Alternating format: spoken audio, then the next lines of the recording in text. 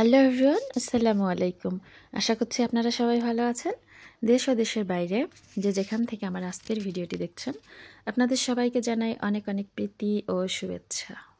ঝটপট লাকড়ির চুলায় কিভাবে লেয়ার মুরগি রান্না হলো সেই রেসিপিটাই থাকছে আজকের এই ভিডিওতে।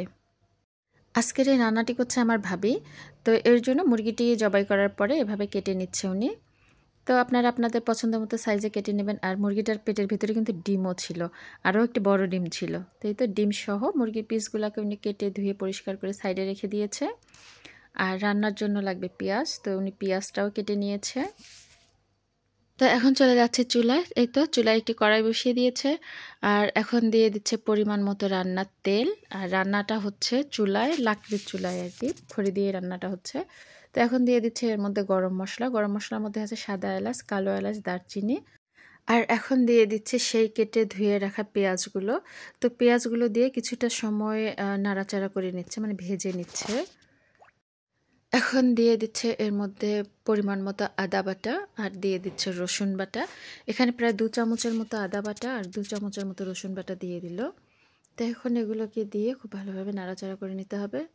তো এটা আদা রসুন দিয়ে ভালোভাবে মিক্সড করে নিল। আর এখন দিয়ে দিচ্ছে 2 চা চামচ হলুদের গুঁড়া, 1.5 চামচের মতো লাল মরিচের গুঁড়া, আর 1.5 চামচের মতো জিরার গুঁড়া।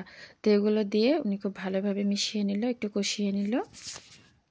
তো এটা এখন সামান্য পরিমাণে পানি দিয়ে মশলাগুলোকে খুব ভালোভাবে কষিয়ে নিচ্ছে। তো পানিটা দেওয়ার পর এখন দিয়ে দিচ্ছে স্বাদ মতো লবণ। এখানে প্রায় 2 চা চামচের মতো উনি লবণ দিয়ে দিল। আর দেওয়ার পরে আবারও মশলাটাকে খুব ভালোভাবে কষিয়ে নিতে হবে। এবং এর থেকে পানিটা শুকিয়ে গিয়েছিল এবং এর থেকে তেলও ছেড়ে দিয়েছে। তো এই অবস্থায় এসে সেই কেটে ধুয়ে রাখা মুরগির মাংসগুলো দিয়ে দিচ্ছে। বরাবরের মতো বলছি, যারা ইউটিউব চ্যানেলটিকে অলরেডি সাবস্ক্রাইব করেছেন আপনাদের সবাইকে জানাই অসংখ্য ধন্যবাদ। আর যারা ভিডিও দেখেন এখনও চ্যানেলটি সাবস্ক্রাইব করেননি, প্লিজ চ্যানেলটিকে সাবস্ক্রাইব করবেন। আর পাশে থেকে বেলটি অন করে রাখবেন, যাতে করে পরবর্তী ভিডিওর নোটিফিকেশন পেয়ে যান। এই তো মাংসগুলো দিয়ে ভালোভাবে কষানোর পরে ঢাকনা দিয়ে ঢেকে কিছুক্ষণ রান্না করে নিতে হবে। তো 3 থেকে 4 মিনিট রান্না করার পর ঢাকনাটা উঠিয়ে নেওয়া হলো। দেখতেই পাচ্ছেন যে মুরগির মাংস থেকে কিন্তু বেশ খানিকটা পানি ছেড়ে দিয়েছে।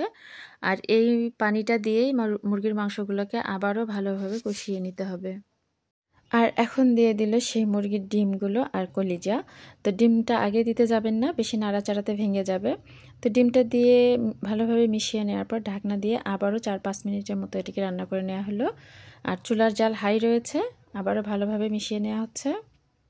তো যে কোনো রান্নায় আসলে কষানোর উপরেই নির্ভর করে এর স্বাদ। তো কষানোটা ভালো হলে রান্নাও ভালো হয়। তো এই তো কষানো হয়ে গেছে, এর থেকে তেলও ছেড়ে দিয়েছে। আর এখন দিয়ে দিচ্ছে পরিমাণ মতো পানি, এটা সিদ্ধর জন্য দিয়ে দেওয়া হচ্ছে। তো যেহেতু এটা লেয়ার মুরগি বেশ খানিকটা শক্ত টাইপের হয়ে থাকে, তো এটাকে ঢাকনা দিয়ে আরও 5 থেকে 6 মিনিটের মতো রান্না করে নিতে হবে। তো ফিরে এলাম 5 থেকে 6 মিনিট। আর এখন এই মাংসগুলোকে একটি প্রেসারে দিয়ে নেওয়া হচ্ছে। তো প্রেসার কুকারে দিয়ে এটা বেশিক্ষণ না, শুধু একটা সিটি দিলেই হয়ে যাবে। তো প্রেসারের মুখ বন্ধ করে একটা হুইসেল দিয়ে নেওয়া হয়েছে। আর এটা কমপ্লিটলি ঠান্ডা করার পরে প্রেসারের মুখটা খোলা হয়েছিল। তো যারা ফেসবুক থেকে আমার এই রান্নাবান্নাগুলো দেখছেন আপনাদেরকেও জানাই অসংখ্য ধন্যবাদ।